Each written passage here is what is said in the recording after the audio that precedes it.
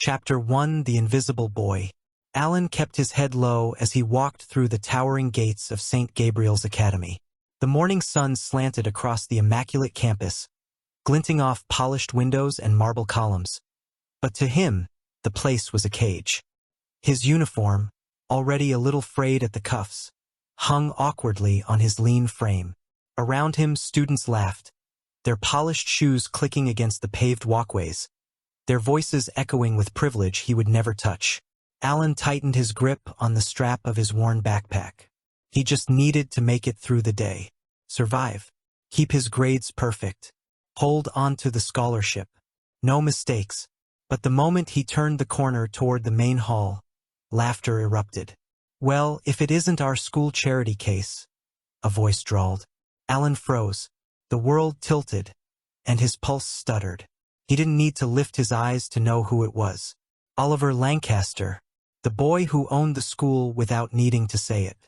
"Morning, Alan," Oliver said sweetly, stepping forward. "Still breathing, I see. Tragic." Alan swallowed hard. His voice lodged in his throat.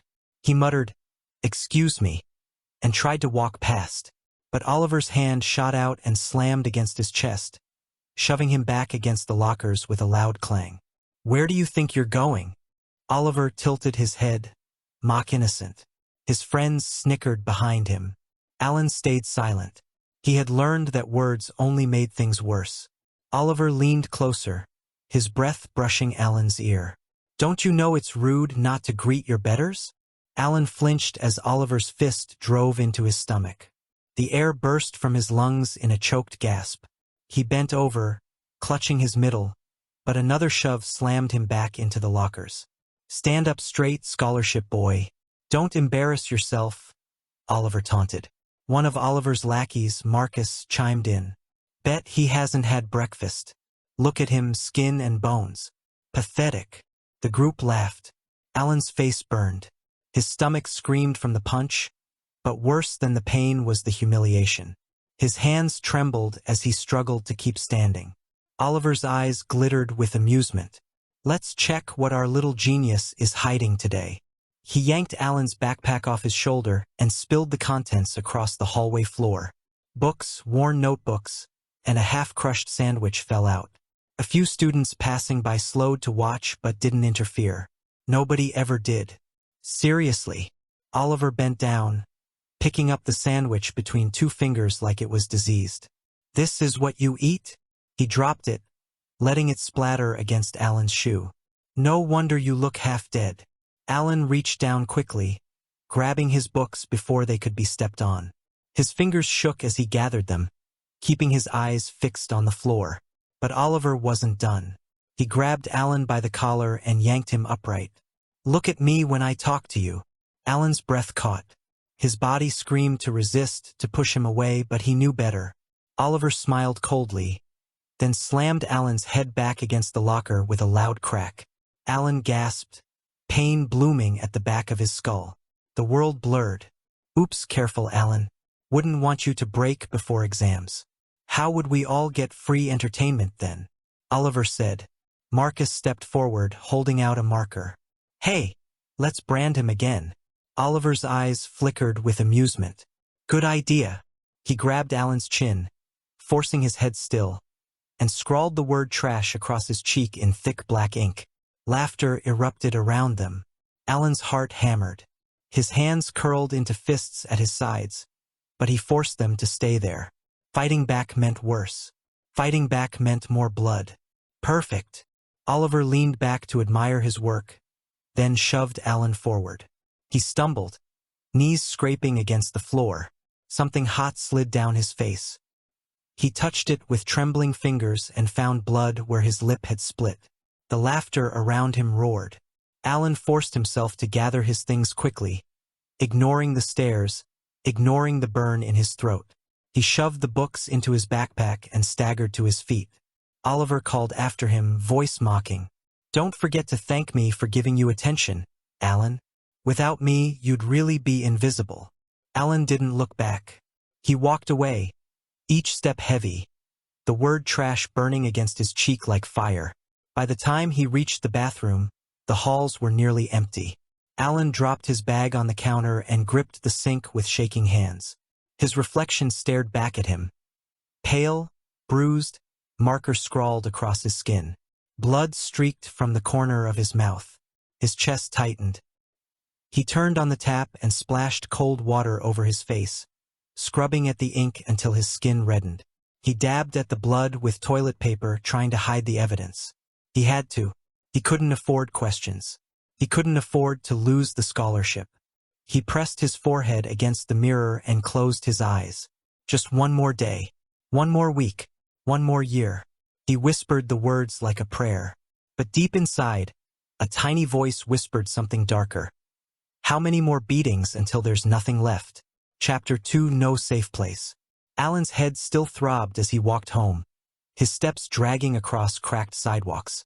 The late afternoon sun dipped behind the rows of aging apartment buildings, their windows grime-streaked, curtains sagging.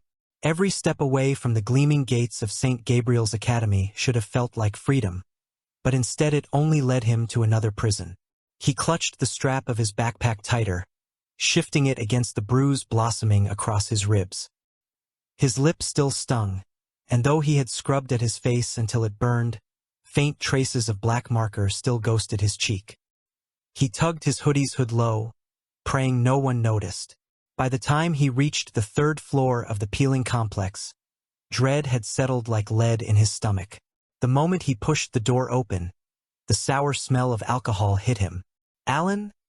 A voice slurred from inside. His father. Alan froze, wishing for invisibility. His father sat slouched on the torn couch, a half-empty bottle of whiskey dangling from his hand. The television blared static in the background. Screen cracked from one of his rages. "You're late," his father growled, eyes bloodshot and unfocused. "I stayed at the library," Alan said, keeping his gaze down. The bottle slammed onto the coffee table, liquid sloshing over the edge. "Library, huh? Think you're better than me? Always with your nose in those goddamn books." Alan swallowed hard. I need to study. For the scholarship." "Scholarship, you think that's gonna save you? You'll end up just like me. Worthless." Alan moved quickly toward his small room, but the sudden scrape of the couch made his heart lurch. Heavy footsteps staggered behind him. "Don't walk away when I'm talking." A rough hand seized his shoulder, jerking him back. Pain shot through Alan's chest as his father's fist crashed into his ribs, right where Oliver had punched him earlier. The air whooshed out of his lungs. Alan gasped, "Please." Another hit came, this time across his face. His head snapped to the side, blood immediately filling his mouth. He stumbled but didn't fight back. Fighting only made it worse. "You little shit, you think you're too good for this house. For me." His hand fisted in Alan's hoodie, dragging him close. The stench of alcohol and sweat suffocated him. "I should have left you with your mother." "Oh wait," she ran out. "Can't blame her." The words cut deeper than the fists. Alan squeezed his eyes shut, his body limp, waiting it out. Finally, his father shoved him to the floor. Alan hit the wooden boards with a dull thud, his cheek scraping against splinters. "Clean this damn place before I wake up," his father muttered, collapsing back onto the couch, bottle in hand. Alan stayed still for a long moment, his body trembling. His chest heaved with shallow breaths, pain radiating from every blow. When he finally pushed himself up, his vision swam. He wiped the blood from his mouth and quietly retreated to his room. His room was barely more than a closet. A thin mattress lay on the floor, covered by a threadbare blanket. A stack of textbooks towered beside it, pages creased and worn from use. He sat cross-legged, forcing his shaking hands to steady as he pulled out his homework. Blood spotted the paper when his nose dripped, and he quickly dabbed it away with a tissue. He couldn't afford to ruin the assignments. He couldn't afford to slip, not even once. The only sound was the faint buzz of the broken light bulb overhead and his pencil scratching against the page. "Just hold on, just one more day. One more week," he whispered to himself. His voice cracked. He bit it back, clenching his jaw until it hurt. Meanwhile, across the city, Oliver leaned back in a leather dining chair, his silver cutlery gleaming under the chandelier. His parents sat across from him at the long table, both absorbed in their phones. The meal, steak, roasted vegetables, a bottle of imported wine, sat untouched for the moment. The silence was suffocating, but not in the way Alan's home was suffocating. This silence was empty, cold, and indifferent. "Father, the school's sports gala is coming up. They want me to lead the team again," Oliver said. His father didn't look up. "Naturally. You're a Lancaster. And I was thinking maybe focus on maintaining appearances," his mother interrupted, not glancing away from her phone. "Your grades are acceptable. Keep them that way." Oliver's jaw tightened. They weren't listening. They never listened. He could say anything. He could say he hated it, that he didn't want any of it, and it would pass through them like wind. He cut into his steak without tasting it, the knife scraping against porcelain. Around him, wealth glittered in every corner of the room, but it felt more suffocating than any locked cell. Chapter 3: The Breaking Point. The classroom blurred before Alan's eyes. Numbers scrawled across the blackboard refused to stay still. His pencil hovered uselessly over his notebook, trembling in his hand. Every breath burned. His ribs still ached from yesterday's blows, and his left cheek pulsed where his father's knuckles had split the skin. "Alan!" The teacher's sharp voice snapped him back. Heads turned. Laughter followed when he didn't respond fast enough. "Answer the question." Alan opened his mouth, but nothing came out. His throat was dry, his brain blank. Pathetic. What's the use of a scholarship student if he can't even add numbers? Oliver's voice cut across the room like a blade. The class erupted in snickers. Heat crawled up Alan's neck. His eyes dropped to the desk. The teacher sighed, dismissing him with a wave, but Oliver wasn't finished. When the bell rang, Alan barely had time to gather his books before his bag was yanked off his desk and dumped on the floor. "Oops, clumsy," Oliver drawled, stepping deliberately on Alan's notebook. Alan bent quickly, his hands scrambling to save his papers before shoes trampled them. He felt Oliver's shadow fall over him, then a sharp kick to his side. He bit back a sound, clutching his stomach. "Pick it up, Alan? Or are you waiting for me to help you?" Oliver sneered. More laughter. Alan's hands shook as he stuffed everything into his bag. He didn't look up. He couldn't. By the time he escaped the building, his chest was tight, his eyes burning. He stumbled across the empty courtyard and into the narrow stairwell that led up to the rooftop. The metal door groaned as he pushed it open. The evening air hit him like a wave, cool and sharp. The city stretched out below, glittering with lights, alive with noise. Alan walked slowly to the edge, his footsteps hollow on the concrete. His heart pounded as he gripped the railing and looked down. The endless beatings, the laughter, the blood, the silence at home, the weight of grades that chained him to a future he couldn't see. Alan's voice cracked in the empty air. "I can't do this anymore." His fingers tightened on the railing until his knuckles whitened. Tears blurred the city lights into smears of color. He leaned forward slightly, his body trembling. It would be so easy. Planning to fly? Scholarship boy? The mocking voice cut through the wind. Alan froze, whipping around. Oliver stood at the rooftop entrance, hands in his pockets, smile cruel as ever. His friends weren't with him this time. Just him. "Figures. Even when you try to quit, you do it like a coward," Oliver said, strolling closer. Alan's stomach twisted. His throat tightened, but the words slipped out anyway. "Why do you hate me so much?" Oliver tilted his head, amused. "Hate? Don't flatter yourself. You're just entertaining. Someone has to remind you of your place." Alan's breath came ragged. His chest burned. "You don't know anything about me. I don't need to. I just know you'll never be one of us." Oliver smirked. The words sliced deeper than any fist. Alan's knees buckled, and he sank against the railing, his vision spinning. The world tilted, his body trembling violently. Oliver frowned for a fraction of a second. "Hey!" But Alan's grip slipped. His body lurched forward. The scream never left his throat. Oliver ran so fast to grab him, but that ended with both of them falling. A blinding flash of headlights cut across as a car screeched on the street below. A horn blared. The world spun, everything colliding at once. Then silence. Alan gasped awake. The ceiling above him was white, too white, blinding. The air smelled of antiseptic. A hospital? His chest rose and fell quickly. But there were no bruises, no blood, just minor pain across whole body. He looked down and froze.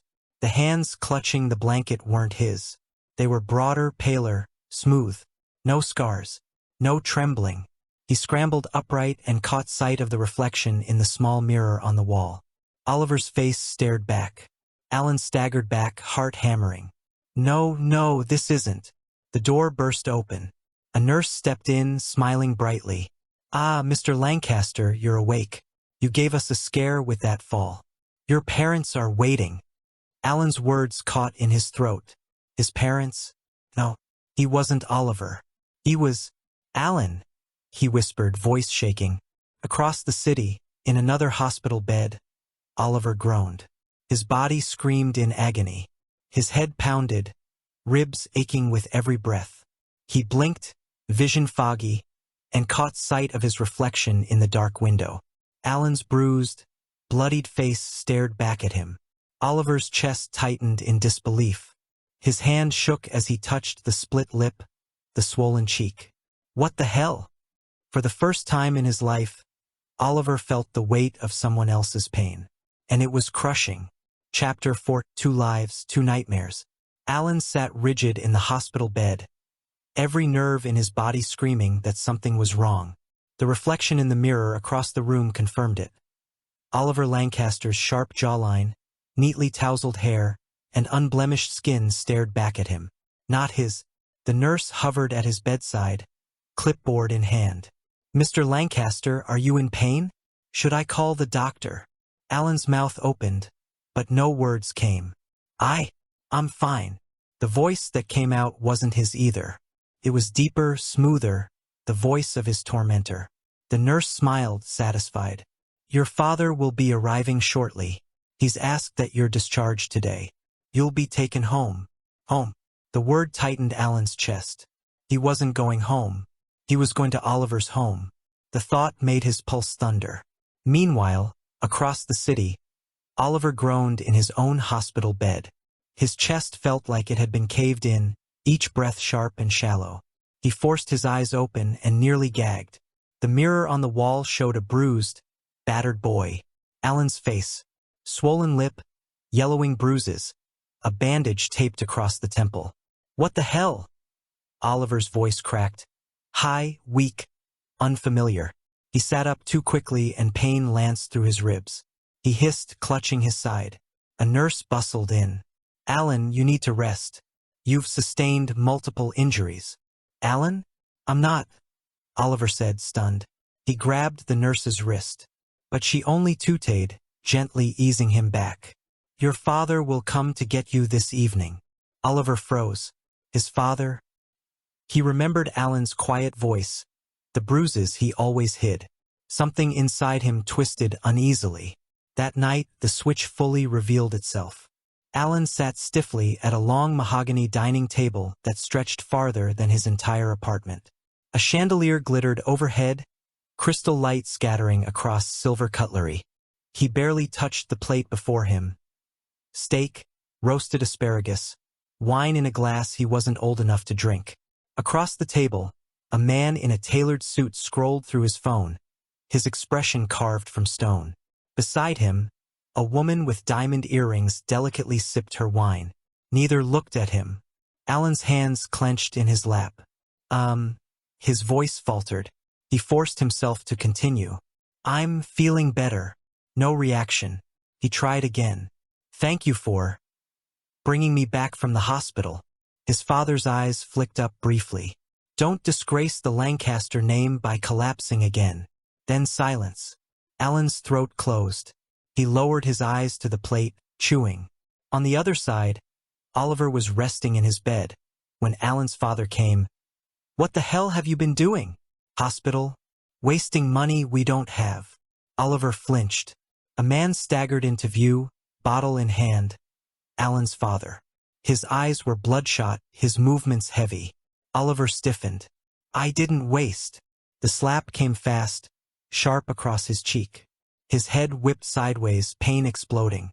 He staggered back, stunned. Alan's father loomed closer, spitting venom. "You think you can just disappear? You think you're better than me?" Oliver's chest heaved. For the first time in his life, he didn't know what to do. He'd been the one throwing punches, not taking them. Now, in Alan's frail body, the blow burned down to his bones. Back when they reached home, the man shoved him hard against the wall. "Clean this place up before I wake up, or I'll make you regret it." Oliver's jaw clenched. He wanted to lash out, to shout, but the trembling in Alan's body betrayed him. He lowered his gaze, biting down on his rage. When the man stumbled away, collapsing onto the couch, Oliver slid down the wall, pressing a shaking hand to his stinging cheek. His breaths came shallow, uneven. This is his life? Every day? He thought back to the beatings he'd given Alan at school, the laughter, the humiliation.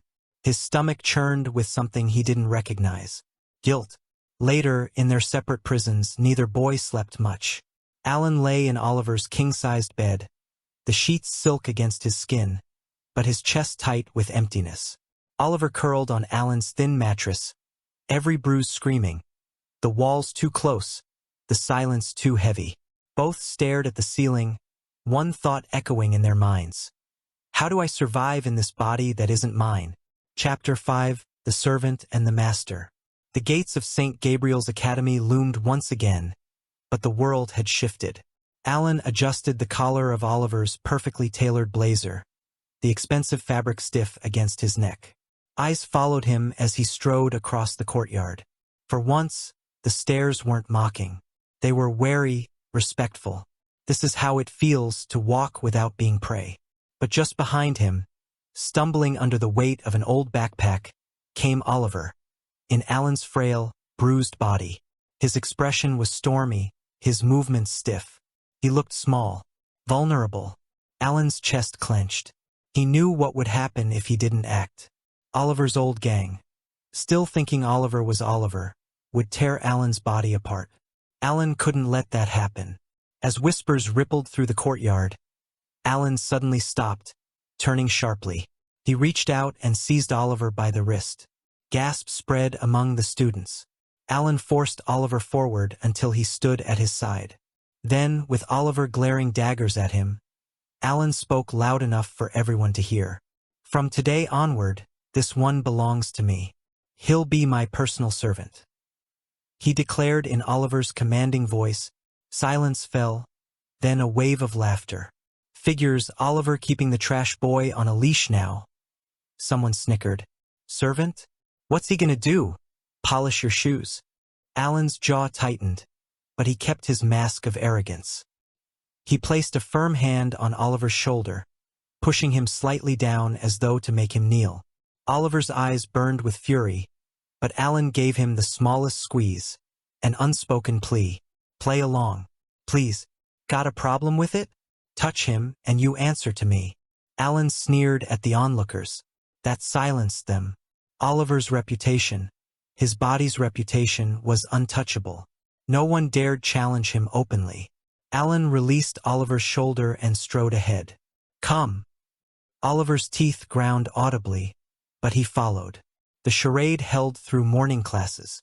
Students whispered, confused by Oliver's sudden obsession with Alan. Some thought it was a new way to humiliate him. Others suspected a hidden joke. But no one dared cross Oliver's word. Yet the cracks showed when Alan left Oliver alone during a bathroom break. 3 boys cornered him in the hallway, Oliver's old friends. Well, Marcus sneered, shoving him against the wall. Oliver snarled, but in Alan's thin voice it came out pathetic. "Get out of my way." Marcus's fist slammed into his stomach. Oliver doubled over, pain exploding through ribs that were already tender from Alan's father. He coughed, spitting blood onto the floor. "Pathetic, no wonder Oliver keeps you around. Easy toy." Another boy laughed. A boot caught Oliver's shin, sending him collapsing to his knees. Fists rained down cheeks, ribs, gut.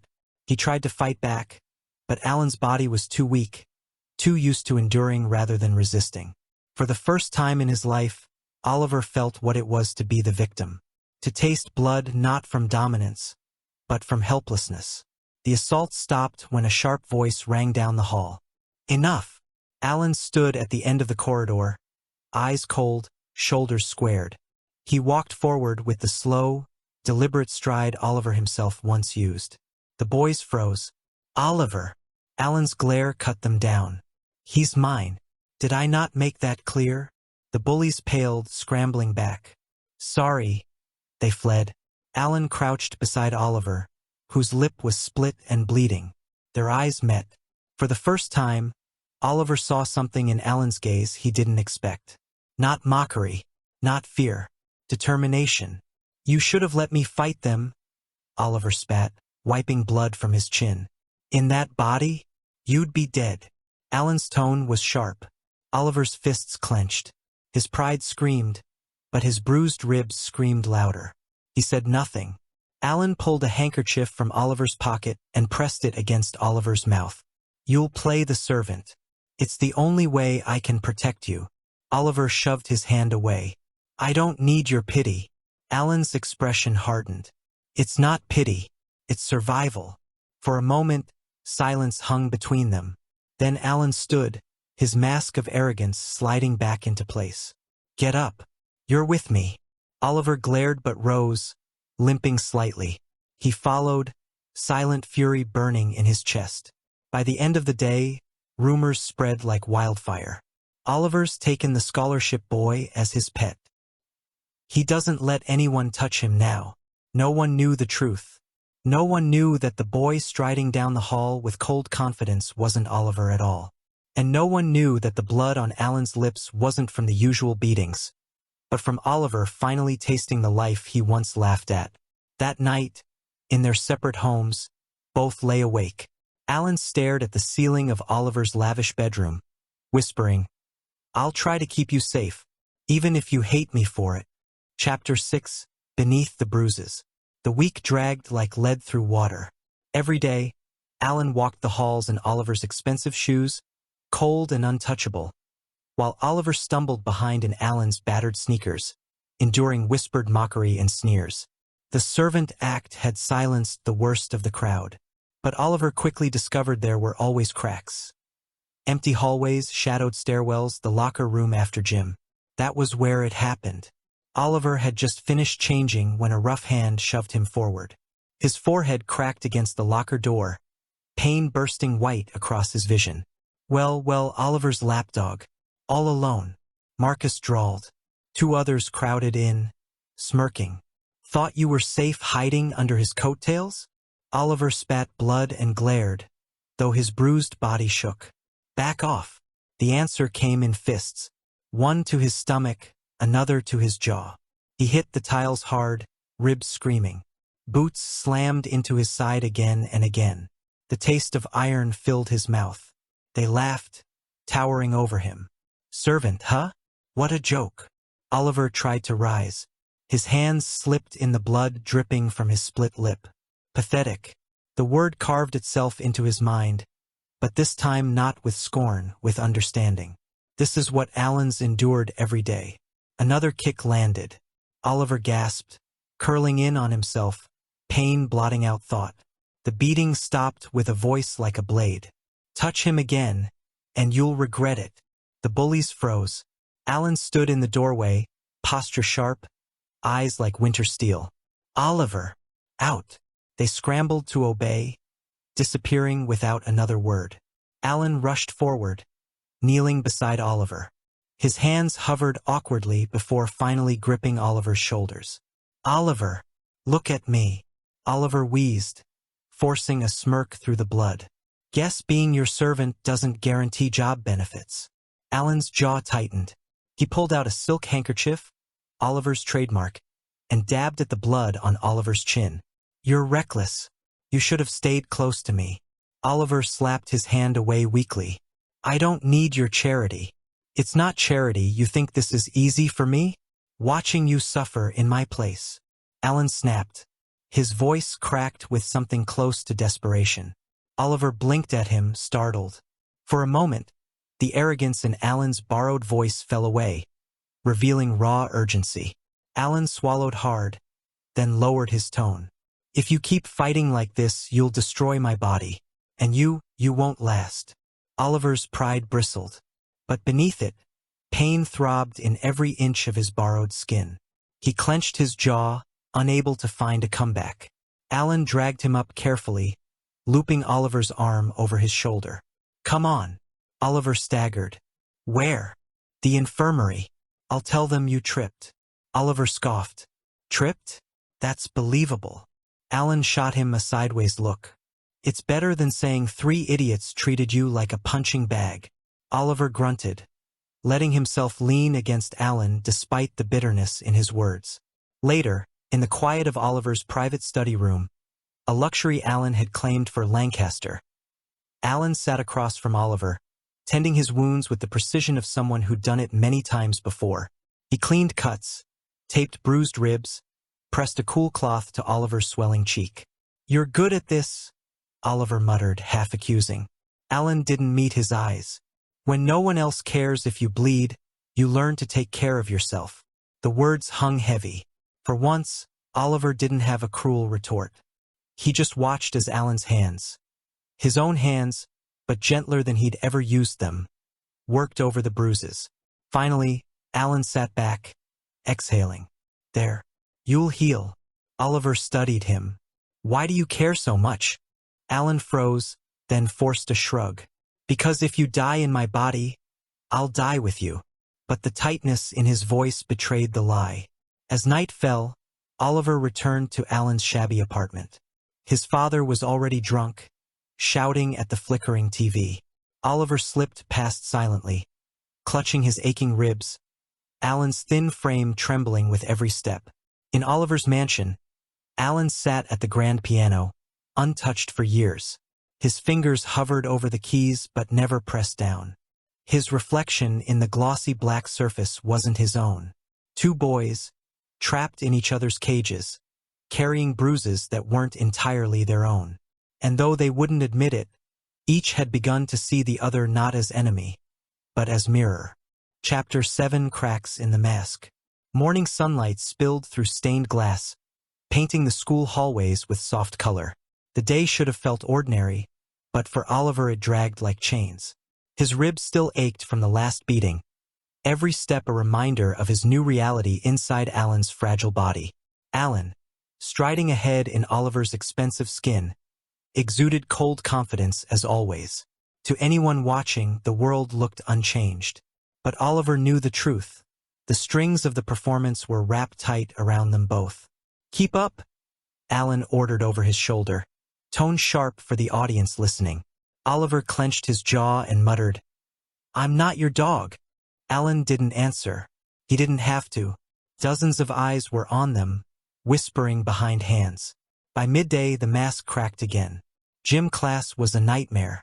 Oliver hated how Alan's body lagged behind, gasping for breath. Sweat poured down his temple as the whistle shrieked. Pair up, the coach barked. Oliver's old gang wasted no time.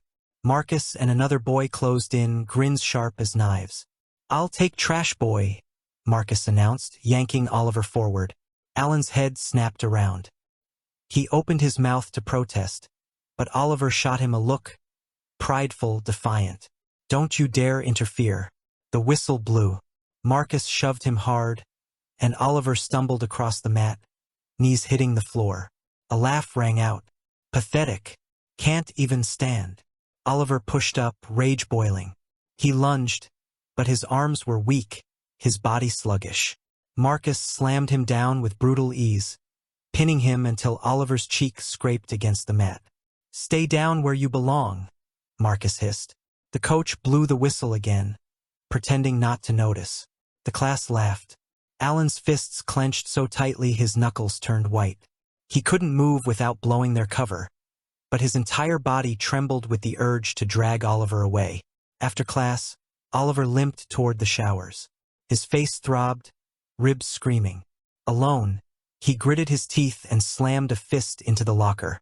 Damn it! I'm not weak. His voice cracked, sounding too much like Alan's for comfort. He kicked the metal door, but it only rattled, mocking him. His vision blurred with frustration. Then, quietly, Alan's voice. You don't have to prove it. Oliver turned. Alan leaned against the wall, arms crossed, but his expression was softer than it should have been. Oliver barked a bitter laugh. Easy for you to say. You're walking around in my body, untouchable. You don't know what it's like. I know exactly what it's like. You're just finally feeling it too. Alan snapped. Their eyes locked. Oliver wanted to spit another retort, to wound Alan with words as he had for years. But the memory of Marcus's boot slamming into his ribs stopped him. The blood in his mouth. The laughter of the class. His throat tightened. For the first time, Oliver didn't have a comeback. Alan stepped closer, lowering his voice. You're not weak, Oliver. Your body isn't used to this. That's all. But you can't keep throwing yourself in front of them like you're indestructible. Because you're not. Not anymore. The words weren't cruel. They were steady, grounded, and they slipped past Oliver's armor like water through cracks. He looked away. Stop talking like you care. Alan studied him for a long moment. Then, without another word, he pulled out a fresh bandage roll from his pocket. Something he now carried everywhere. He offered it silently. Oliver hesitated, pride warring with pain. Finally, he snatched it from Alan's hand, muttering, Don't get used to this. Alan almost smiled. Neither should you. That evening, Oliver dragged himself back to Alan's apartment. The stench of alcohol hit him before he even opened the door. Inside, Alan's father sat slumped on the couch, a half-empty bottle dangling from his fingers. His eyes lifted, bloodshot and sharp. You're late. Oliver froze. Where the hell were you? The man slurred, staggering to his feet. He grabbed Oliver's collar and yanked him close. The reek of whiskey burned his nose. Oliver's fists itched. In his real body, he would have knocked the man down without hesitation. But this body, this weak, battered body couldn't. The slap came fast. His cheek burned, vision blurring. Oliver bit down hard on his tongue, tasting copper. His pride screamed to fight back, but for the first time he understood why Alan never had. Later, lying on the thin mattress, Oliver stared at the cracked ceiling. His cheek throbbed. His ribs ached. But worse was the hollow pit in his chest. This is his life. Every night, he thought of Alan's steady hands, bandaging him in silence. The quiet steel in his voice when he'd said, You're not weak. Oliver turned on his side, pulling the blanket over himself, but the thought wouldn't fade. For the first time, guilt pressed heavy against his chest. Chapter 8: Silent Lessons. The cafeteria buzzed with noise, laughter ricocheting off the walls. Oliver carried his tray carefully, ribs still sore from the last encounter. He hated how weak this body felt, hated the way every eye seemed to pin him like prey. Alan sat at the far end of the room, alone but commanding space with Oliver's posture. Straight-backed, chin high, unreadable. He waved Oliver over with a flick of his fingers, like summoning a servant. Oliver bristled. You don't have to treat me like a dog in public. Alan's expression never shifted. I do if you want to survive here. Reluctantly, Oliver slid into the seat across from him. The stares and whispers thinned almost instantly. It was infuriating but effective. You really enjoy this act, don't you? Oliver muttered, stabbing his fork into the food. Alan leaned forward, his borrowed eyes sharp. You think this is fun? Every word I say in your body is calculated. Every step, every glare. Because if I slip even once, they'll tear you apart. Oliver met his gaze, and found no arrogance there, only grim determination. For once, he didn't argue. After lunch, Alan pulled him into a quiet stairwell. You need to stop provoking them. If Marcus corners you again, don't fight back. Just stall, wait for me. Alan said. Oliver scowled. I'm not going to cower in a corner while you swoop in like a hero. This isn't about pride. You think I like watching you get beaten bloody in my skin? You think it's easy for me? Alan snapped. His voice cracked, rawer than he intended. Oliver's jaw tightened. He looked away, unable to answer. Alan exhaled, softer now. If you want to fight, then fight smart. Don't waste energy on rage. Watch their feet. Anticipate. Oliver blinked at him. You're teaching me how to take a beating? Teaching you how to survive one. It's what I've always done. Alan corrected. For a moment, silence stretched between them, heavy and uncomfortable. Oliver almost asked how many times Alan had practiced this survival, but the words stuck in his throat. The chance to test it came sooner than expected. On the walk back from gym, Marcus and his cronies blocked the hall. Well, if it isn't Oliver's pet? Marcus sneered, shoving Oliver into the lockers. What's it like? Licking his boots? Oliver's blood boiled, but Alan's voice echoed in his head. Don't waste energy. Watch their feet. Marcus swung a fist. Oliver ducked, narrowly avoiding it. Pain flared in his ribs when a second boy slammed him from behind, but this time he braced, twisting away. He stumbled, but stayed standing. Not bad, Marcus muttered, annoyed. He charged again. Before the hit landed, Alan's voice cut through the crowd. Enough! The hallway went still. Alan strode forward, radiating icy authority. He shoved Marcus aside like he was nothing. Touch him again, and you answer to me. The boys hesitated, then backed off under Alan's sharp glare. Whispers rippled through the crowd. Oliver protects him. Why? When the hall emptied, Oliver leaned against the lockers, breathing hard. Sweat dripped down his temple, but this time there was no blood. Alan crouched beside him, his tone less sharp now. You did better. Oliver snorted. Didn't win. You didn't have to. You stayed on your feet. That's enough. The praise, simple, quiet, startled Oliver more than the fight itself. He studied Alan, suspicious. Why are you really doing this? What do you get out of it? Alan's gaze flickered away. Because if I don't, you'll die. And I can't let that happen. Oliver searched his face. For once, there was no lie, no smug superiority, just truth. It unsettled him more than any punch ever had. That night, Oliver sat on Alan's mattress, staring at his bruised knuckles. The apartment was silent except for his father's snores in the next room. He thought of Alan's sharp voice in the stairwell. Don't waste energy. Survive. For the first time, he realized Alan wasn't weak because he couldn't fight back. He was strong because he'd learned how to endure, how to bend without breaking. And for the first time, Oliver wondered if maybe he'd been wrong about him all along. Chapter 9, Forced to Stand Side by Side. The announcement came first thing in the morning, echoing through the classroom like a sentence handed down from the gods. For the midterm assessment, you'll be working in pairs. Presentations are due in 2 weeks. The teacher said. A collective groan rippled through the room. Alan, in Oliver's sharp body, sat with his arms folded, expression unreadable. Oliver, wearing Alan's bruised skin, felt the stares already gathering like vultures. He knew what was coming before it happened. Oliver, you'll be with Alan, the teacher called. A chorus of whispers burst instantly. Oliver's stomach churned. He could feel the eyes burning holes through him, mocking him, branding him pathetic. Alan, however, smiled faintly. He rose smoothly, his borrowed frame cutting an intimidating figure. That won't be a problem, he said coolly, walking over to stand beside Oliver. The whispers faltered. With a single sentence, Alan had turned the mockery into silence. But Oliver's chest still tightened. So this is what it feels like, to always be the punchline. The library was crowded that afternoon, books stacked high between students scribbling notes. Alan leaned against the table, flipping through a textbook as though it were the most natural thing in the world. Oliver sat opposite him, scrawling in cramped handwriting. He felt the curious stares, the hushed giggles from across the room. They're watching us, Oliver muttered. Alan didn't look up. Let them. Easy for you to say. You don't feel it.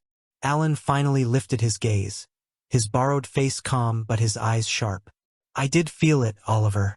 For years. Every whisper, every laugh, Every time someone decided I was worthless than dirt. And now you know. Oliver's pen froze. The words sliced clean through him. He swallowed hard, forcing himself back to the notes. The days passed with them meeting after school to work. It should have been unbearable, Oliver and Alan forced to share air. But something began to shift. In one session, Alan was explaining a complex theory with crisp precision, when Oliver snapped. "You make it sound so damn easy. I can't keep up." Alan blinked. I never thought I'd hear Oliver Lancaster admit he can't do something. "I'm not you. I don't have whatever it is that lets you hold everything together, even while—" Oliver trailed off, frustration spilling into silence. Alan's expression softened, almost pitying. "Holding it together doesn't mean I'm not breaking, Oliver. It just means I've learned to hide it better." The day of their first presentation draft arrived. The classroom buzzed with chatter as pairs went up one by one.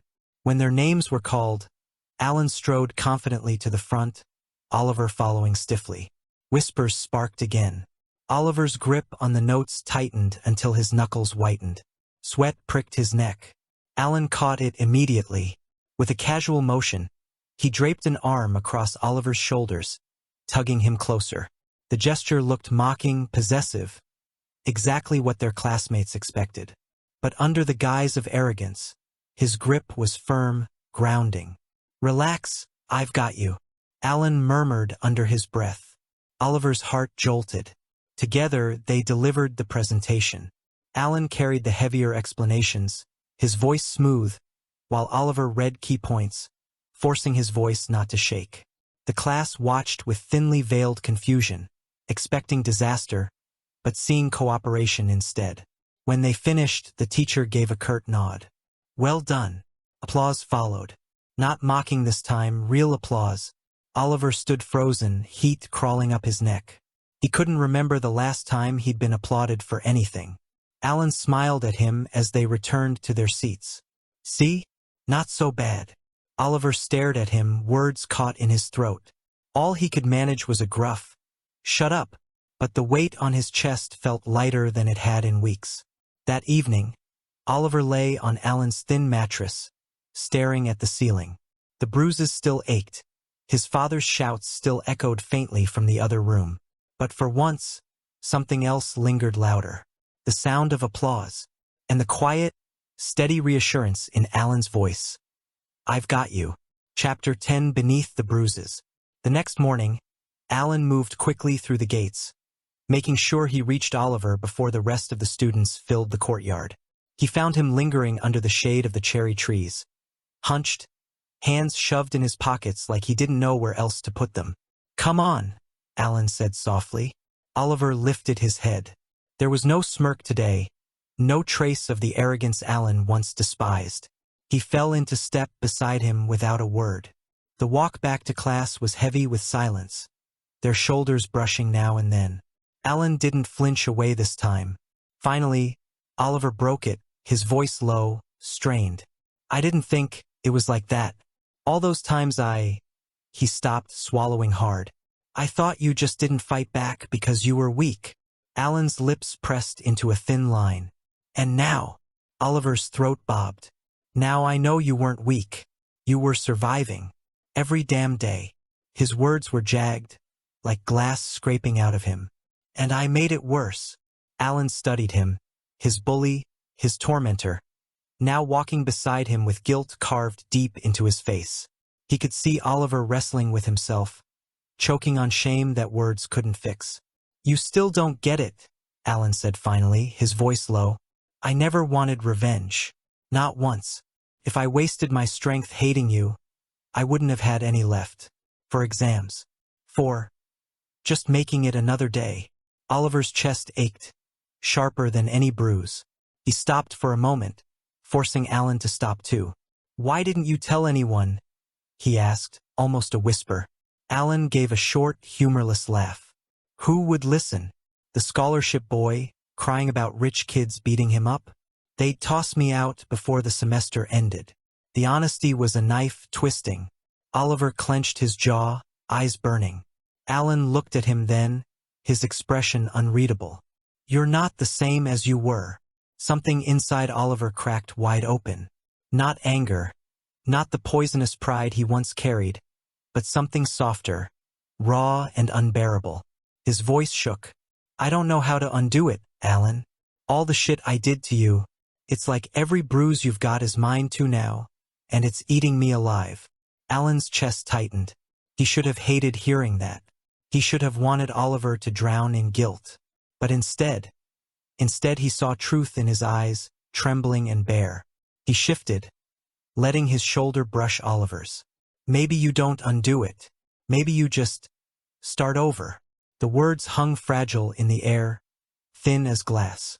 Oliver stared at him, breath caught. 1,000 things he wanted to say clawing at his throat.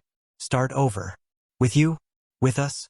Before he could speak, a sharp pain shot through his skull. He staggered, clutching his head. Oliver!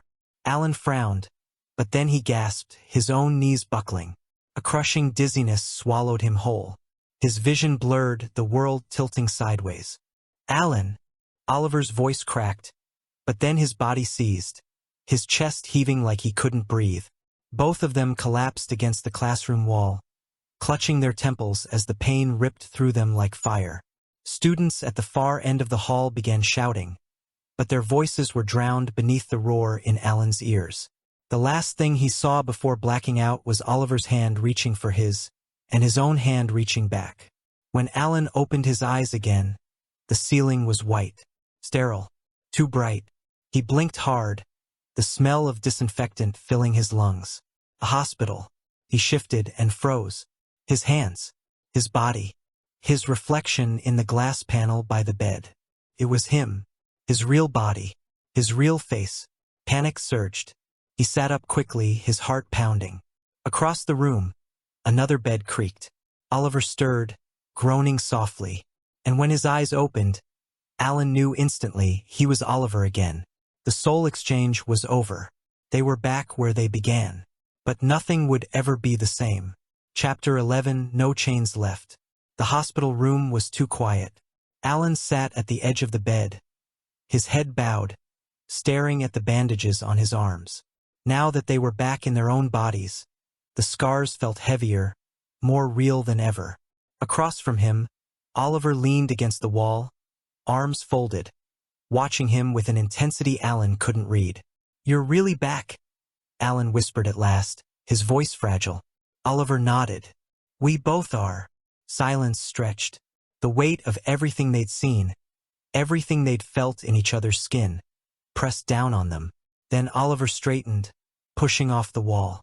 His expression hardened, not cold, but resolute. Alan, I need you to listen to me. You're not going back there. Alan blinked, startled. What do you mean? To that house. To him. I saw what he does to you. I felt it. You're not spending another night under that man's roof. Not while I can do something about it.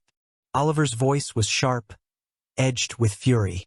Alan flinched, his fingers curling in the sheets. It's not that simple. He's still my father. I don't have anywhere else. You do with me. Oliver cut in firmly, stepping closer. His gaze burned with determination. Alan looked up, stunned.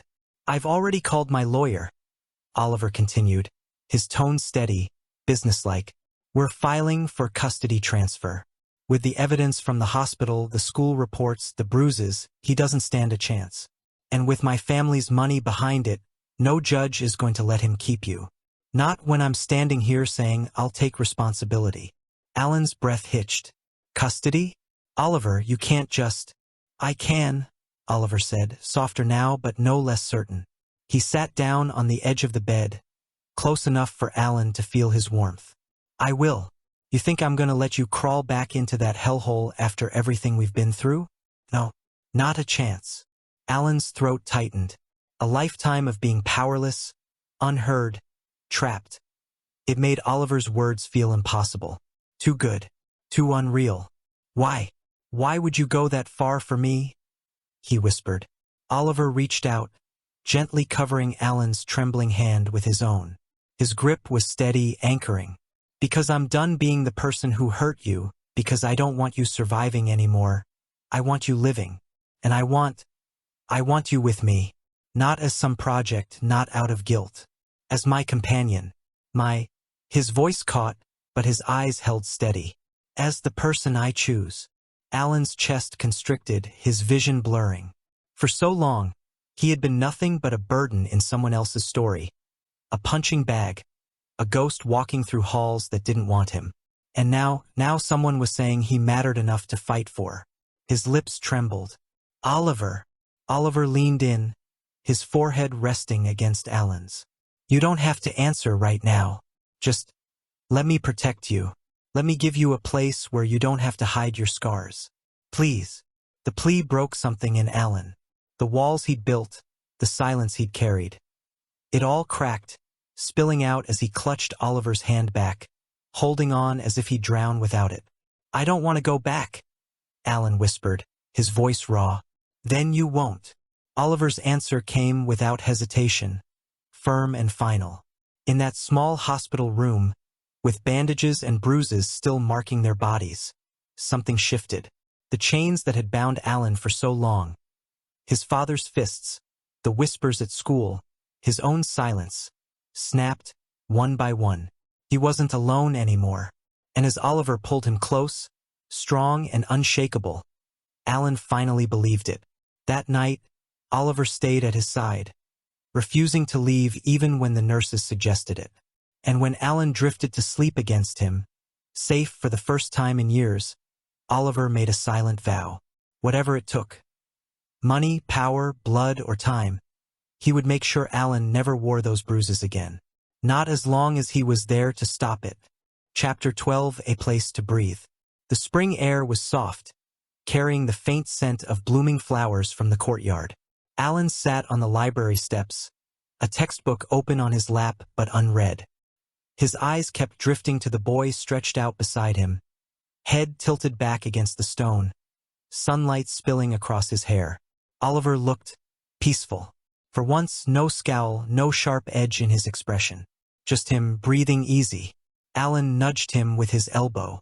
You're not even pretending to study. Oliver cracked one eye open, a lazy smile tugging at his mouth.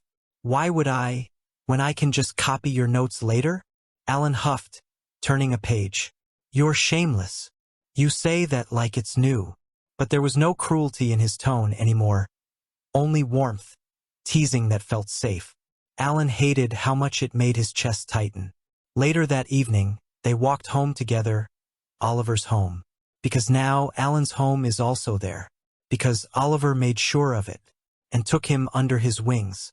That night, as they lay side by side on Oliver's bed, too close, too warm, Oliver spoke into the dark. You know, I used to think I was untouchable.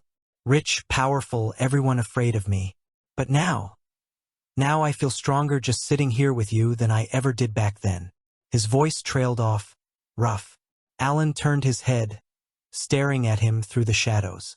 You're ridiculous. Maybe, but I mean it. You held out against me, against everyone, against a life that would have broken me in a week. And you're still here, still standing. Oliver said. Alan swallowed hard, his throat tight. No one had ever said that to him before. Not like that. For a moment, silence pressed between them. Then Alan whispered, so quietly it was almost lost. It's easier now. With you. Oliver froze, his breath catching. Slowly, he reached across the tiny space and took Alan's hand. His palm was warm, steady, nothing like the fists Alan had grown used to. Neither of them moved for a long time. And in that silence, Alan realized this was what safety felt like. Not the absence of pain, but the presence of someone willing to stand with you through it. Days passed. The school whispers grew louder. Oliver's strange protectiveness. Alan's sudden confidence at his side. But the boys didn't care. They ate lunch together on the rooftop, traded notes in class, walked home shoulder to shoulder. Sometimes Oliver would crack a joke just to hear Alan's laugh. Sometimes Alan would scold him for sleeping through lectures, only to catch himself smiling. It wasn't perfect. It wasn't simple. But it was theirs. One afternoon, as the sun dipped low, Oliver leaned against the railing, watching Alan pack his bag. Hey! he said suddenly. One day, when all this mess is behind us, I'm going to take you somewhere better. Somewhere you can breathe easy. Alan looked up, startled. Oliver's gaze softened. Until then, let me stay right here. With you. Alan's heart thudded.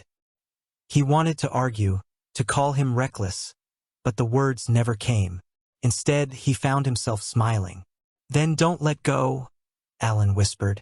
And in that moment, as their hands brushed again, Alan finally believed. Maybe this wasn't just survival anymore. Maybe this was love.